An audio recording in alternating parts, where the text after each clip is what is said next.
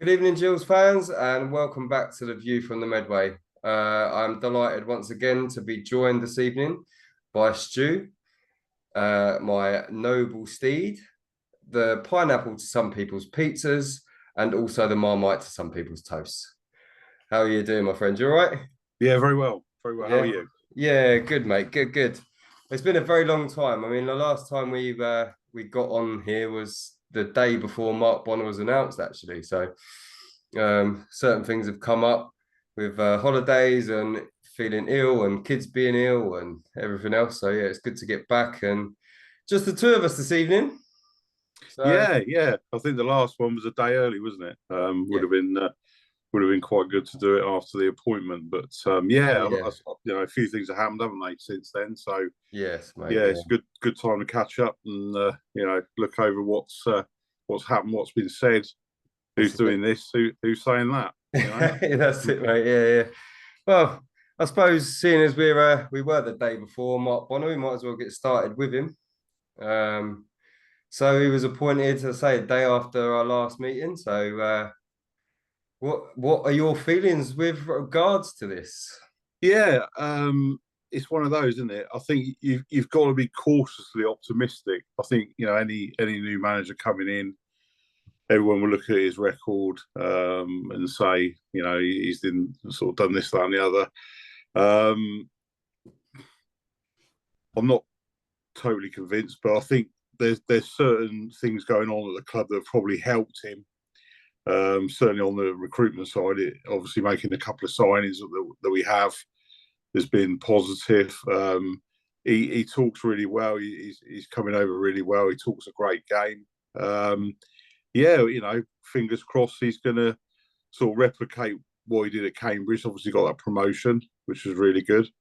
Um, Obviously, he's brought some people in that he worked with before. So again, that's good. So the signs are good. But obviously, we are on our third manager since the Gallinsons come in. So there's always that little bit of a niggle thinking if he doesn't, hit the ground running, are they going to start panicking? Maybe, I don't know. I think obviously when Clements went, it was kind of said, what will happen if we kept him on and 10 games in we're struggling? Well, same kind of argument. What will happen 10 games in with a new manager if we're struggling? It's that kind of concern. But no, I think we've certainly seen some positive signs so far. Yeah. Yeah, I mean, when you say about the 10 games in and stuff like that, I mean, I think I've alluded to it in the past. With it's very difficult when if you've not got 100% faith in the manager, you've not got 100% backing. Like at the end of last season, yes, okay, I think everyone's fully aware that I didn't like the way that it was done, the wording with it of he's going to be our man. But then I think I've said it to you yesterday or a couple of days ago. If you're not 100% on that person going into a new season, trying to spend the money that they're probably looking to spend or looking to invest into the players, are you gonna want to spend that money if you're not 100% set on that man? So I guess the change and Mark Bonner, I think you said something on X yesterday. It was brilliant about as the club card regard or an American Express. But yeah, like it's their money. So, if they're not 100% set on him, then they have to get rid and they have to bring in someone they're going to be confident to spend that money with. Yeah, I So, think my view is I think you need to delve a little bit deeper and sort of ask yourself a question. Why was Clement sacked after 6 months? And obviously there will be conflicting opinions. A lot's been sort of said. I've read a lot of different things and arguments, and there's some fair arguments there. I mean, people have said that he was brought in to improve the players. He hasn't done so. Um, if you certainly with younger players, I'm buying into that. But if you take an older pro like Johnny Williams, for example, who's been around the block, is anyone going to come in and improve him as a player? Really, I'm not really buying into that. I think it goes back a step further, really. When obviously Harris was sacked, there wasn't really any reason. the reasons given were all sort of bullet points, like footballing reasons, a change of direction, we need a coach to improve the play. None of that really made any sense. We weren't told the truth about Neil Harris. And my view is with Clemens, and I know, we don't agree on this, but I think we were only probably 3 players short of being a really good side. I really liked him, and I know everyone's probably aware of that. I don't think it was the right decision to sack him, and I think the way it was done was absolutely diabolical. Really, I've got to say. I think that if we'd have stuck with him and have the kind of window that we seem to be having now, obviously bringing in these players, he wasn't given that, was he? I mean, everybody knows January was a disaster. People are saying it was partly down to Scally, but I mean, Scally gets the blame when the floodlights go out, so you can't really blame him for everything. Yeah. There's obviously things have obviously changed behind the scenes, because obviously recruitment now look like they're getting their sort of backside into gear a little bit, which for whatever reason we probably will never know. It didn't happen in January. So I would question, look, if you'd have kept Stephen on with a better recruitment situation, would he have been okay? I don't think we'll ever know now.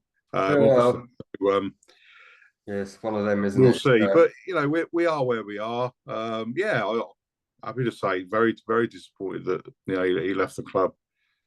Very pleased he's got a new job quickly. Really, yeah. Yeah, I mean, time will tell with that, won't it? Because I mean, Barrow have got rid of so many players. I think they've got rid of like Is Emil Aqua gone?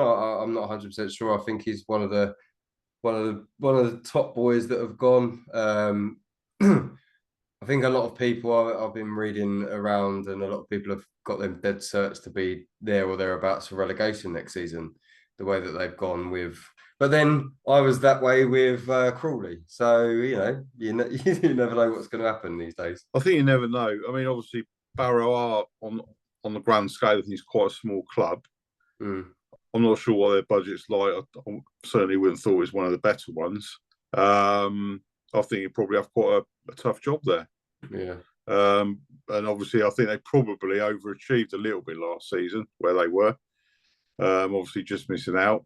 They sort of fell away at the end, but it's an interesting one. Yeah, I think obviously quite a lot of Gills fans keep their eyes on it. But I think you've got to wish them all the best, and say that sort of thanks very much. From my point of view, I wish you'd have been given a bit longer, and certainly the summer. I think that would have been good. But like we said, we are where we are now, and we have to kind of look forward, I suppose. We are, yeah, and we are now with Mr. Bonner. Got promoted with Cambridge. I mean, I'm not a great fan with stats because I don't think that there's any context with them. Yeah, they're great. They're great to have around. They're great to use as comparisons and stuff. But when it comes to context, I mean, his win record as a whole is 38.31%. You can't really, I mean, you think of it of, yeah, he got promoted from League Two, but then the budget he was working with in League One, it was literally just a slim budget to keep them away from relegation. And he did that in the first season. And the second, he probably would have done, it's quite ironic, really, isn't it, that Harris left us to replace him at Cambridge. We didn't leave us to replace him, we sacked him, but then he did replace him. But 38% win rate. What do you make of it, or do you think it's? Yeah, it's a funny one, isn't it? Stats. You can almost get a stat to say what you want it to say. And I had this morning. I think it was James ME7. We mentioned about Stephen Clemens. He couldn't understand the hoo-ha, saying that Barrow had, really, really lucky to get Stephen Clemens, because Stephen Clemens had only won X number of games for us in the last 20 odd games. And you could say the same about Bonner. He only won one of his last 13 games at Cambridge. So you could look at that stat and say, that's not very good. Yeah. Or you can look at the stats whereby in his promotion season, obviously they look really good. So you can use your stats to create an argument anywhere you like, really. Yeah. It depends on how you're looking at it. You could say a striker scored X number of goals, but hang about, he scored half a dozen of those in a pizza trophy. You know, you can, you know, Yeah, you know, you can use the stats any way you like. I think it's in a way. I think the appointment was definitely down to the promotion. Mm-hmm. Obviously, you know, there can't be any question of that. I think, you know, Brad and that have looked at the fact that he's done it at this level, and obviously they're looking for him to replicate that, and obviously we hope he does. Yeah. Yeah. I mean, you know, you could have, there is an argument to be had that he had Mullin, but then Mullin wasn't, from my recollection, he wasn't that prolific when he was before he was at Cambridge. No, someone actually did bring. I think it was Lee brought that up and said, look, you know, before he went to Cambridge, he was not doing anything at all. Yeah. And obviously he got Ironside as well. I think he's been reasonably consistent, but that was a massive factor in that promotion season. I think if I'm right, I think the pair of them together scored about the same number of goals as the whole of our team did last season, pretty much. Yeah. Maybe one or two out, but not a lot in it. So when you've got a prolific strike force, history tells you. If you look at some of our great sides over the years, you know, when we had a Saba and Taylor up front, you know, we were top dollar, you know. And I think if you look back, that's always the key, really. I mean, you can leak a few, but if you're banging them in, you're generally going to be all right. Yeah, no, definitely. I mean, that kind of leads us on nicely to the next bit with Elliot Nevitt being our first signing this summer. Yeah, that's an interesting one. I had a little look at that, and obviously last season he did really well, didn't he? I think it was it 18 goals in 43. Yeah, so 16 in 43, and then two in cups as well, so 18 altogether. Yeah. I mean, you know, you can't. Anyone who's getting round these days that 20 goal mark, you know, you have to look seriously and say, yeah, that's great. I think my only slight concern, and there's probably a reason for this, but if you look at the season before, he played 21 times. He didn't score any. And I, so you know, it'll be the Gillingham curse, wouldn't it? Yeah. Again, we're using stats to say what we want them to say, aren't we? Yeah. Really? Yeah. So if you're based on last season and he brings that into the football club, you know, everyone's going to be smiling. If he has the season before, you know, I think we might see him on the bench a bit. Well, yeah, it's just I made the comparison. I tried to compare him to Ashley Nadson last week. I did swiftly apologise for that.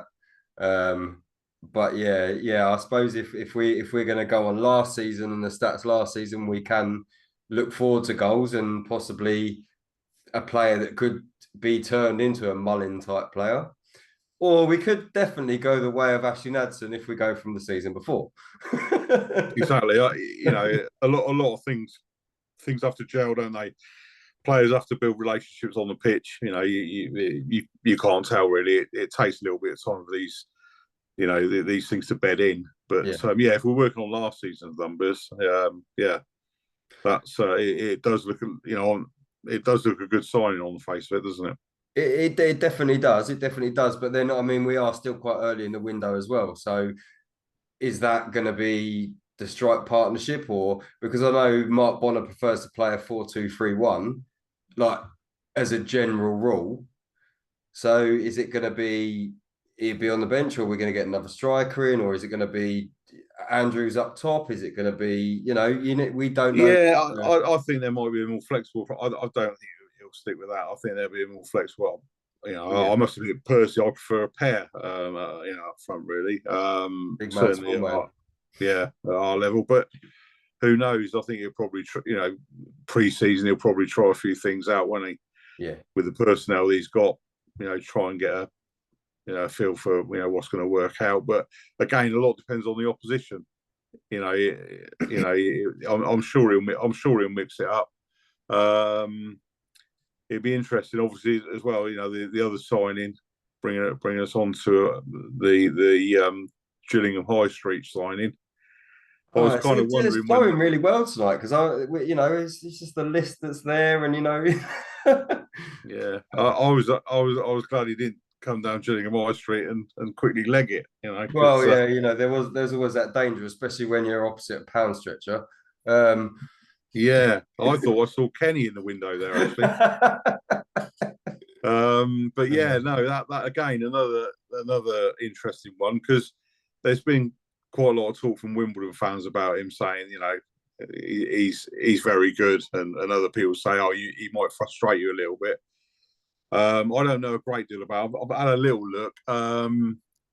Now he's I think he scored four was it in 38 last season, so he's chipped in. Yeah, so he's We're got we're we're eight not goal we're not contributions, so four yeah. goals, four assists, 87 tackles, 266 recoveries, 44% wins, 54 free shots, 38 appearances. So he is kind of, again, and I hate stats in that respect because in context, if you You watch never guess you hate stats after reading all that lot out.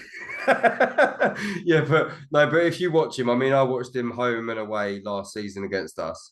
When we played AFC Wimbledon at their place, it didn't set the world alight, but he was there or thereabouts everywhere when we played him at home. I also watched him in a few other games, and he really did command the middle of the like. He's a box to box player, but he loves to run at people and he can connect the ball. And he reminds me a little bit of a more mature Dom Jeffries, if I dare say. Um, yeah, I think he's a bit more. Well, it's certainly something we've been missing in the middle of the park, hasn't it? I mean, if you look at our midfield, we we haven't tend to have much of an attacking midfield, have we? Last season, really. If you look at some of the personnel in there, so yeah, again, it looks positive. I think I see he's floated around at the low level, but Torquay, Forest Green, um, but yeah, on the face of it, he's been down Gillingham High Street. We've still got him. Yeah, he's still there. I think he was sporting that green shirt. Lovely green stuff that we'll get onto in a little while. Yeah, Yeah, and yeah, no, again, that looks a good one. So interesting. I think we probably got to look at where we think there might be others, but yeah, certainly those first two, very good.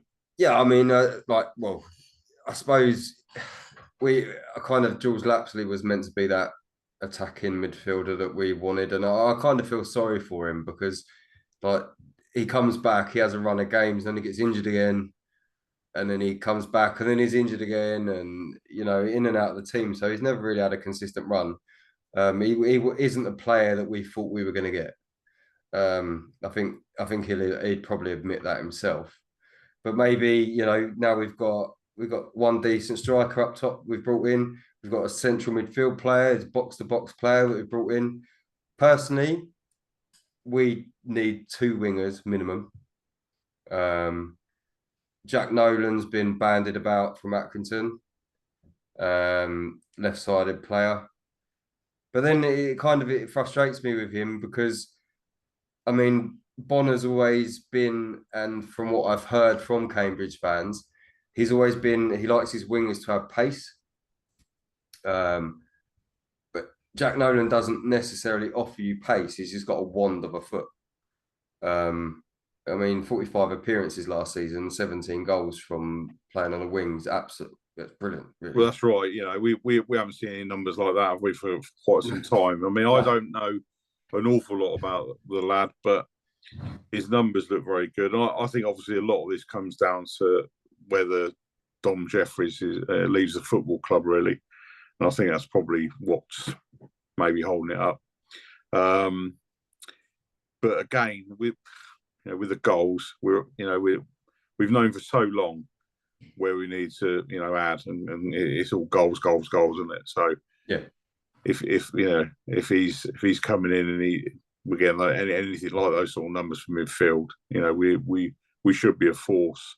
Oh yeah, yeah. But again, I think probably we have to see what happens with Dom Jeffries. Obviously, we hope he doesn't leave, but it does seem likely, doesn't it? It does, and especially if you've got Neil Harris knocking on the door at Millwall, which I've heard. Can you turn the championship down? You can't. I No, wouldn't. no. I wouldn't. I wouldn't. I wouldn't No, be no. Let's against be him. fair. A player's career is short on the grand scale of things. So if he's got opportunity to play at a higher level, financially, he's a lot better off. Hmm. He's going to a bigger club. No, Whoa, whoa, whoa, whoa, you have to face whoa. realities, don't you? And Yeah, Mill are a bigger club, and he's not going to turn that down. Absolutely no chance. absolutely not. So yeah, I think it looks likely he'll go, but he's one player. It's not the end of the world. Especially if we can bring someone decent in, obviously Nolan, and again, then we've got to be looking at where else we think we might improve. And the big one for me got to be trying to get Hurtado back. I think Yeah, that could really be yeah, the difference for me. I mean, obviously you got pace, power, yeah, unpredictability. I mean, he really does get the crowd up on their yeah. feet, doesn't he? Yeah, he does. He's a bit Bambi on ice when he plays, but but it's like it's almost as if he like bends himself in half and he still manages to keep the ball. And so I've never seen. I think it will come with age. He'll definitely Yeah, get technicality back. It definitely get the technical stuff, but he's just absolutely unreal. I think I would personally, and I can't see it happening. I don't think it will happen. I think a lot of our fans, myself included, need to come to the realization that we are not going to get Connor Mahoney back. Um, we need him. I feel we need him on the right, and then we could have Jack Nolan on the left. That would be absolutely perfect for our wingers. Um, but I think after hearing his interview with James and Owen the other day, I don't think that the way that he was speaking and the way we were speaking about the club in past tense and the way that he was quite open to speak about certain aspects of his time, I don't think that that's gonna be a unfortunately one that happens. But I could be wrong. yeah. No, actually, that interview that ME7 did with him was probably one of their best. Actually, it was really refreshing. And Connor was great with that, really honest, open. Um, I think the fact you've got to look at, obviously, he's got a young family. He lives in, I think he said he lives up in Yorkshire somewhere. So you've got to say that if there's a club in the north, maybe in League One possibly, that comes in and he's got to think of that, hasn't he? I mean, I think he struggled a bit when he was down south with things going on in his sort of family life. So again, I think sometimes we forget that these are humans with normal lives, behind the scenes. So that's going to be a massive factor. I mean, it'd be great to get him back, but yeah, I must admit, I can't see it. I No, can't see it, to be honest. it's a shame, but I mean, I think I'd have Connor Mahoney back in a heartbeat. For me, the fundamental issue with Connor Mahoney is consistency. On his day, he's one of the best wingers in the league, but then when it's not his day, he goes missing. So if we could get a Connor Mahoney back, there's consistent or semi-consistent to the point where he'll have 8 good games and maybe 2 bad games, then great. But when it's five bad games and 5 good games, then yeah. But then again, as you say, it might be something to do with personal life, like traveling up and down to the north. He was saying about having to leave his wife and newborn baby and stuff in hospital. Like that can't be easy just to do that. No, of course, no, you can't. So No, that's not great. I mean, he's all about consistency, but that's got to be a factor. I yeah, think he's probably the type of player that plays better in a better side because if we know he's very talented, no question about that. On his like you say on his day, probably one of the best players in the league. mm, But if if the frustration sets in, if we're in a game we're struggling, things are not, you are right. He does drift out, and I think it's probably a level of frustration there because maybe there's other players on the pitch that obviously not as good as him. Yeah. So yeah, but yeah, I say would be great to get him back, but can't see it. No, no. I mean, I also want to like, seeing as we're on future transfers and stuff, and potential transfers. I keep hearing Dan Kemp's name being mentioned a lot. Sid Cup Mm. on Dan Kemp. I've got to be honest. I don't know a great deal about him. Well, Uh, yeah, I mean, yeah, I know a little bit about him because he was at Swindon, wasn't he? He did very well there. I think was MK Dons recalled him. Um, Again, I've heard that he can drift in and out of games a bit, but certainly his time at Swindon, he did very well. He did very mm, well there, and like you say, he's a local lad. well, I really. think, in all honesty, he would be a bit of a coup. So yeah, Well, I've heard I about would. League One, like kind of like interest in him. So if we got him, then being League Two, it's kind of a no-brainer, I suppose. But Yeah, um, I think it depends if as a club we're going for quality over quantity. Really, I think yeah, that's going to be the issue. yeah, There's no point in bulking out the squad with fillers. We want we want the best the best players, even if it's short in numbers. Really, I think. yeah, yeah. I mean, I think I'd rather have five or six amazing players come in than 10 what cannon fodder that are just Well, literally yeah, squad. You don't want a lot of squad players in there, do you? You want yeah, sort of healthy competition for places, and yeah, I know. We definitely need to add another three. I would think at least. yeah, yeah. I'd say maybe I'd say what two. We need two wingers, maybe another central midfield player, maybe another centre half, and if Scott Malone's going, maybe another left back. Mm. You haven't mentioned the goalie situation, have you? I haven't mentioned the goalie situation though.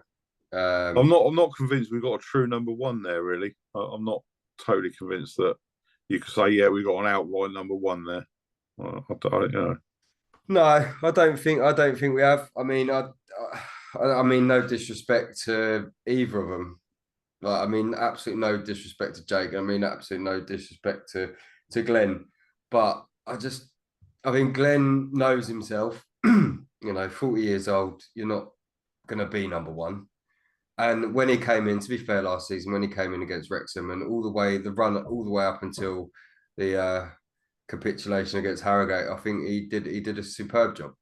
Um, Jake, I'm not. He can have games where he looks absolutely brilliant, and then 3 or 4 games where he just doesn't, and he makes silly mistakes. Um, and not just mistakes, shots that he should generally save. Um, but yeah, I think maybe that it could be a position that I don't know what Mark's thinking is, but he hasn't come out and said anything about the goalkeeper situation yet. Whether he brings someone in, I think if you bring someone else in, then it will be Jake that goes because Glenn's now signed a 1 year contract. You don't sign a 1 year contract to then be out the door 10 minutes later. No, no. Um, It'd be interesting to see how it develops there. Really, yeah. Like I say, there's not a great deal between them, is there? If one started, all the other started, no would kick up a fuss, would they? Really? but then who would you bring in? Because there's no one on the cards for me that I'd actually bring in other than the young lad we had before that's now at QPR. Yeah, it's not something I've looked at, so no, I wouldn't have any. I wouldn't have any names for it on that. No. But I'm sure our hard-working recruitment department have Your got favorite, got. your favorite department. Yeah, I'm sure they got a few penciled in. I'm sure there's a trip to Barnet there for somebody to see who they got in Oh goal. God. Well, anyway, we kind of move on to yesterday. Really, like we were talking about Armani Little, talking about his unveiling in the high street, which I do think it was nice that they got the community involved. It's something that the Gallantons have always said that they wanted to do. And we have 3 new kits, one of which is very similar to the one that I'm wearing now, I find. So we've got a lovely green one, which as I can gather, you absolutely love. Our lovely, absolute quality class yellow kit, which I don't think anyone can say anything bad about that one, because it's such a nice homage, I guess, to yesteryear. And our lovely new blue one. So, what do you think about the kits, Stu? Do you like? Yeah, we'll start with yours, the home kit. It's quite white on the sleeves, isn't it? That's the only sort of. Yeah, I think it's It's similar not. to It's this. not. It's Yeah, similar. It's I think the whole sleeve's white, and then you've got a nice blue bit here, though. So yeah, yeah. No, it's smart. I think I prefer a bit more blue. I'd rather it was just blue, really. Obviously, with a white collar and back to the yeah, heyday. Um, that's but it's a smart shirt. The yellow one, yeah, absolutely love that, because obviously it's all about Wembley and Tomo. yeah, Happy days. That was a fantastic occasion. You just, as soon as you see it, it just brings it all back. Really, yeah, absolutely brilliant. When I first saw the green one, I just first thing that came to me was Plymouth Argyle. I thought, you know, I thought that we borrowed their kit. I can't. The only time I can remember us playing in green was once at Millwall way, when I think the kit man had brought the wrong kit, so we right. had to play in their away kit. But I think we won, if I remember rightly. But we played in all green that day, so maybe that was a good omen. But yeah, it's one of these, a bit like the pink one last season. There, it's a little bit different, Yeah, a little bit quirky, and I'm sure they'll be popular. I think I saw today. I think we sold over 1,000. I saw it come up earlier. We sold over yeah. 1,000 replica shirts in 24 hours. So 24 hours. that's fantastic. Yeah, I feel a little bit sorry for some of the parents though, because if they're 45 pound a pop, little Jimmy wants all three. Is the gas bill getting paid this month? That's a little bit of a concern. I think there is a moral obligation, certainly, with not just Gills, but a lot of the football clubs, that when you're changing 3 kits a season, that's a lot of money to shell out for parents. I think probably to change 1 or 2 is acceptable, but to change all 3, is a bit of a. It's probably, you could say, it's a little bit naughty. You can see why, because obviously it bolsters the coffers, brings in the revenue. Absolutely great, but like I say, certainly at the moment when money can be a little bit tight for people, it's probably hard work for some. yeah. No, I do agree. I mean, I'm quite lucky that I've got girls that don't necessarily, they're not into football at the moment. They might be eventually, or I mean, the older two, they don't care. The younger two, they're great. Grace is getting quite. Oh, Daddy, what does this do? What your football shirt? Can I have one? But she's not. But I totally get it. I mean, £135 for 3 shirts is it's not a cheap outlay, especially if No, you've got more than one child as well, and then you're trying to buy for yourself, yeah, yeah, as well as your season ticket, or if you haven't got a season ticket, your weekly tickets. yeah. It does all mount up, to be fair, but yeah, like I say, the club, it's a business. It wants to generate revenue, Yeah, and yeah, you can see why, and it's certainly. I think the launch of the yellow kit, bringing some old faces into the. I think Block did something, did they, with some of the old players like Carlos Saba, Tomo was in it. I think Vince Bartram was in it. yeah. That Peter that, Taylor, that, that was yeah, that was really good. That was really Peter Taylor, obviously the yeah, manager at the time. Yeah, that was really good. So yeah, no, really pleased with that one. That's my favourite. I'd say the yellow one. Yeah, definitely. yeah. I definitely I love that. I love that kit. It's nice that it's got a little collar as well. I do like shirts with collars, because you can do the old Eric Cantona, can't Yeah, yeah, you can. you? You probably can't score like him, but yeah, Yeah. you can do it with a shirt. Imagine just Yeah, one player in this a whole season just be an Eric Cantona. That'd be great. We'd just go League One straight away. Uh, yeah. but it's So we obviously had the news today, didn't we, that Mark Bonner's appointed his backroom team, yeah, um, and Anthony Hayes and Peter Gill. Yep. I think obviously people he's worked with before. I think they said that Anthony Hayes was at Sunderland recently. Yep. He's come in as the assistant. He's obviously worked with Mark Bonner before, so you'd expect that sort of consistency. Peter Gill, first team coach from Charlton. I had a little He look worked about with it. him I at think, Cambridge as well, didn't he? yeah, he was, and I think when he was there, he was the manager of St Neots Town in non-league as well. So he's obviously got some experience. And I think I read the goalkeeping coach is staying Yeah. on. Yeah. Darren. Yeah, Darren is him. Yeah. yeah. He's So staying on. So no real surprises there. You kind of expect Mark to want to work with people that he sort of knows and trusts. He's worked around before. So yeah, that's obviously a positive sign. but then, I mean, going back to the goalkeeper thing, then. So if Darren's staying, you want your goalkeeper coach that's worked with your two goalkeepers. Obviously, it's a bit of consistency with the transition of new manager and stuff. With that being said, if he's staying, would that not tell you? It would tell me that maybe he's not thinking about bringing another keeper in because he's trying to get that consistency with the three keepers because he's got Tate Holtham, he's got Jake Turner, and then he's got Glenn Morris. He's obviously worked with them guys last season, so would that not be a little bit of a sign to you that maybe he's thinking of not changing the goalkeeper position? Well, it's a fair argument. The only thing I would say is maybe he's thinking with the new 1 year contract that's given out, maybe there's a coaching role somewhere further down the line. Yeah.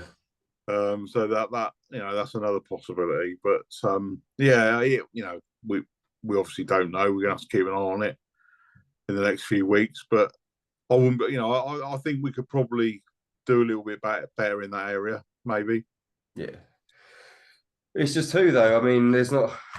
I mean, unless you're going outside of the likes of Stockport and like Mansfield and stuff that have got that have gone up.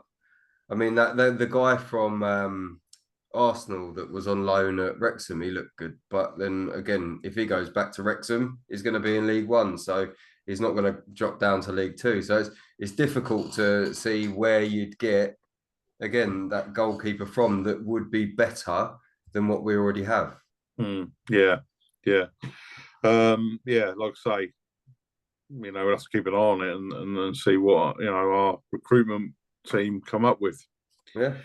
I think another point that came out today you may have seen was and this is a guy on X Beanhead. He seems to be he must be some sort of accountant or something. He's brought out all the accounts for Gills. They've obviously been available now from Company's House. Right. And I've got to say, I don't know this guy, but he's dissected it. He's literally pulled it apart. Very interesting. It's it's a good read that, and it does look like I've won about 2 million. We lost about £2 million for the last 12 months, which on the face of it, you might think, oh God, but I don't think that's any massive surprise. It looks like Scally's revenue was about 122,000 for consultancy. Obviously, his work there, but the upside is I think the revenue, the turnover, and that's going. Everything seems to be going in the right direction since the Gallants has taken over. Oh, that's good. So yeah, that's quite a positive sign. It's that thread that he's put together is certainly worth a read, I would say. Oh, I'll have to give that a look. I've not seen it, but yeah, I mean the amount of sponsorships they've got coming in and the amount of partnerships that they've been the marketing side of things. I mean, I think that Shannon's probably one of Shannon's strongest attributes to the club, isn't it? Like she's always been like marketing. She said in a couple of interviews that she's always done marketing and this, that, and the other. So, the fact that we've got her, we've also got, Joe, Mr. Compo is managing director, but he also wants to bring everything under one umbrella. So he can do this, that, and the other. He can run everything basically. I just think we're going in the right direction. I mean, there is quite a there's I think we come on to it in a minute with regards to social media influencing certain aspects of the club, which in this day and age you're going to expect. But yeah, I think the way that the direction we're going in, and yeah, okay, there is that certain aspect of happy clapping and all that kind of thing, but I mean we're still in that honeymoon period as such. Yeah, I think that obviously, we're aware because of the interaction that obviously the Gallinsons are quite big with social media. I think that they know what people are saying. They buy into sort of fan feedback. Obviously, yeah, the main players on social media, we know they are. I think they do have an influence Mm. on certain aspects. Whether that's deliberate, I don't know. You could say possibly. They would probably say no. But I think there's definitely an influence there because obviously they've got a lot of followers. Obviously, the football club know that, and they probably think that by keeping them on side, so to speak, it's a good thing. I'm not so sure really. There's a healthy side to it. There's probably an unhealthy side to it, but I think it has and even managers said this. Harris said it, Clement said it. Social media is so massive now. The players. If you write something about a player, he'll see it. Mm. If he gets a slating over a bad game, you'll see it. And what people are writing is definitely going into the into the eyes of the people at the club. No question about that. Yeah, no, I think to an extent. I mean, this kind of media, like not ever comparing what I do or anything to like the ME7 or Gills in the Blood because they're just like giants.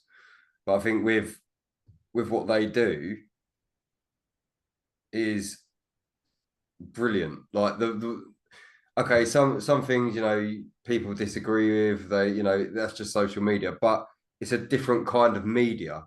It's a fan based media instead of it being like the BBC or ITV or something like that, like giving a totally ridiculous opinion that they know nothing about the club.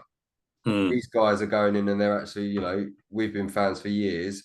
We've got that backing. So then, because they've got the clout of that backing, when people do then, write on Facebook groups or on X and stuff, it's listened to through them it goes through them to the board or to the Gallantons, which I think can only be a good thing. I mean, yeah, there's certain aspects where, at the end of the day, players are just people. So I think sometimes the criticism that the players get, the criticism that the management team get, even though it can be warranted, I think that there's ways and means, and I don't think that some of it's healthy when it's oh he's this and he's that and he's that. Because if they see it, they're like me and you, mate. If someone was to criticize me, I'll take it, I'll learn from it, but for that couple of like hour or two, it's going to play on my mind a little bit. I mean, I think Mark Bonner mentioned this. I can't remember what interview was. He had an interview with someone, and he said about when he was at Cambridge and he'd get pelters and stuff like that from fans, and like he just kind of had to try and forget it. But they're just humans, mate. They're playing a game, right? They're playing a game. It's football. Right, you have good days, you'll have bad days. The same as I'll have a good day at work. The next day I'll go into work and I'll maybe I'm not asked, or or maybe I don't have a good shift because it's busy. It's everything, and I do find that football players sometimes just get absolutely ruined by certain aspects of a fan base, and it's not just us, our club. It's clubs in League One. It's clubs in the Championship. It's clubs in the Premier League. They get absolutely battered, and I think sometimes it's just not. It's not fair, really. I think my argument with social media is you do have a choice. You know, turn it off if it gets that bad. I mean, I take a few hits myself with different things. Obviously, some people agree with what I say, others not buying into it. As a rule, you just take it on the chin, don't you? There's no point getting upset about it. But I think there's no room for its abuse and that. Not nonsense. Just turn the thing off for me. It's not worth it, is it? Not worth all the grief. No, I mean, at the end of the day, it's a good platform to get things out. I mean, like we're sitting here now and we're doing these videos for YouTube, and then we're the Facebook group and everything. It's all fun just to connect fans. It's not, we do take it seriously, but we don't, not overly serious to the point where you're like, oh, don't do this, don't do that. Well, I think, I mean, fans are going to get irate about things. At the moment, I would say that probably, things are fairly calm on X. But when the season starts, you can see, can't you? When we win, everyone's buzzing. If we lose, everyone's looking for someone to blame. It's just a human reaction because we're upset about it. I get upset about things at the football club, and you're going to react to that. You're going to write things. You're going to say things. You're going to have arguments with other fans. It's stuff to it's part and parcel of it. I mean, like you mentioned, Gills in the Blood. Great channel, does some smashing work, lovely videos. Absolutely great. I met him last season up at Morecambe. Lovely lad. We have disagreements. No problem. Absolutely fine. ME7 again, a big player. Love the podcast. Always listen to it. Sometimes jump on it. Again, great. No issue there. And like you say, all about connecting the fans, and being kind of one unit. But if you love your club, you are going to micro-analyze everything that happens. Yeah, there's no question about it. You are everything out of every signing that's made. If a player's sold, if we lose a game, whatever happens, you are going to, if you care, you are going to analyse it. You are going to write something about it. Yeah. If you feel the need to. That's part and parcel of it. If you don't like it, don't bother with it, really. Just go to the game and don't say anything. Yeah. Yeah, no, I totally agree. Which I'm often told to do, funnily enough. No, never, really? Yeah. But no, you're right. You are right. And do you know what? I like it with now that Brad and Shannon are in, there's that, you can express yourself. And whereas before, I mean, the man who should not be named, Scally, it was quite, if fans disagreed with him and they'd be banned from the ground and stuff like that. There's quite an open media now where there's a huge difference now. In all fairness, obviously the Gallinsons are very open.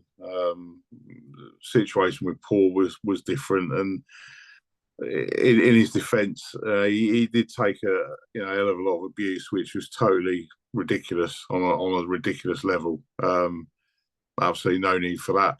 But I think where Paul didn't help himself, he got involved in nonsense that he shouldn't have bothered with. He should have been above it. But that he's always done that. That's historical. And so he has shot himself in the foot too many times, really. But obviously, that's the past now. Not really that relevant anymore. No, just like him. Sorry, shouldn't have said that. But no, I think we're. You anything else that you wanted to bring up whilst we're on? No, I think we're done. Good for this evening. We look forward to Hurtado walking in the door next week. Oh yeah, that would be lovely. Hurtado, even if it was a 6 months, I just think it would just be nice just to get him back for a bit. Well, yeah, I think that that could be the key to a lot of things, really. You're bringing that quality into the side. Yeah, we could blow the league apart. Yeah, for me. Yeah, 100%. I think he's quite versatile as well, isn't he? Because he can play on the left-hand side, he can play up top. He's very versatile because even he doesn't know what he's doing, does he? So that's the beauty of it, I think what I like, you look at Hurtado, he's a sort of player. You start, people say, oh, bring impact player. No, not for me. You start him off by half time, your opposing team, you've got two of them on a yellow. That's what I like about him. Well, they're all knackered because they're trying to see which way his legs are going to go. Yeah, exactly. So that'd be good. That'd be I'll be happy chappy if that happened. Yeah. Yeah, no, definitely. I think yeah, if we can get him in, a couple more, I think it's positive so far. Positive summer so far. Can't really complain, to be honest. And yeah, this where we can jump on one of these a bit more often, a bit more frequently when we have more signings, and we can do a bit more, mate. So yeah. Absolutely brilliant. All right.